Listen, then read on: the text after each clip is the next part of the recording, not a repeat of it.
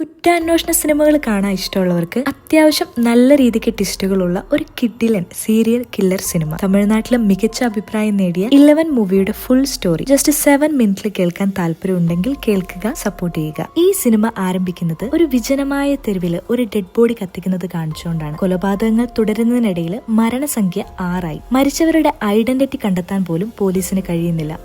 ACP Ranjith കുമാറിനെയാണ് ആദ്യം കേസിന്റെ ചുമതല ഏൽപ്പിച്ചത്. എന്നാൽ ഒരു റോഡ് അപകടത്തിൽ രഞ്ജിത്ത് കോമയിലായതിനെ തുടർന്ന് കേസ് ACP അരവിന്ദിന് കൈമാറുന്നു.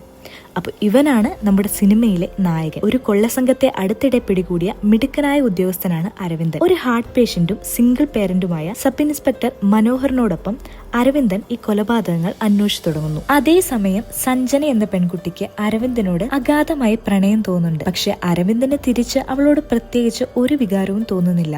അടുത്തതായി കേസ് അന്വേഷിക്കുന്നതിനിടയിൽ ഒരു നിർണായക തെളിവ് അരവിന്ദന് കിട്ടുന്നു. അതായത് മരിച്ചവരിൽ ഒരാളുടെ കാലിൽ സർജറി ചെയ്തിട്ടുള്ള ഒരു പ്ലേറ്റ് കണ്ടെത്തുന്നു. ഈ പ്ലേറ്റ് വെച്ച് പ്രായത്തിനെ അടിസ്ഥാനമാക്കി 7 വ്യക്തികളെ ഷോർട്ട് ലിസ്റ്റ് ചെയ്യാൻ ഇവരെ അത് ഹെൽപ്പ് ചെയ്യുന്നു. ഇവരിൽ ആരെങ്കിലും മിസ്സിംഗ് ആണെങ്കിൽ അയാളായിരിക്കും മരിച്ചതെന്ന നിഗമനത്തിൽ എത്തിച്ചേരാനാണ് ഇങ്ങനെ ചെയ്യുന്നത്.